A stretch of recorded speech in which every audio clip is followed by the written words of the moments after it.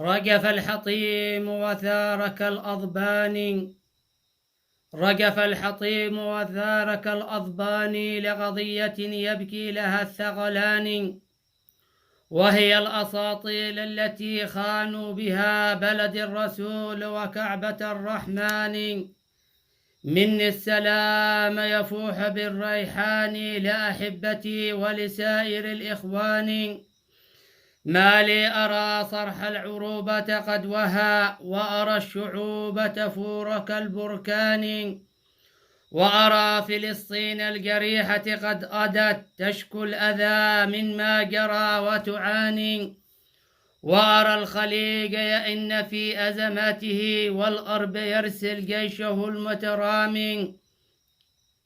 يا خادم الحرمين يا حامي حمى قبر الرسول وكعبة الرحمن، حاشاك ترضى لليهود وحزبهم أن يحرسوا في مهبط الرحمن. عار عليكم أن تلوذوا بالعدا أو تخضعوا في ذلة وهوان. أين العروبات أين مكانها؟ أين الشهامات يا بني الإنسان؟ هل للنصارى واليهود أمانة؟ فتنبهوا يا حضرة الإخوان. ملأوا المواقع قوة فتاكة ليواطؤوا فيها بكل أمان. لا تأمنوا البوش الخبيث فإنه شر خطير فهو كالسرطان.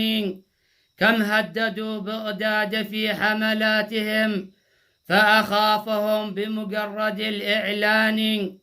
عاش العراق مدى الزمان مكرما ويعيش فيه قائد الشجعان. هذا هو النصح الذي سطرته ذررا أرددها إلى الأذهان. أن تنصروا الله العظيم يمدكم نصرا ويمنعكم من الشيطان.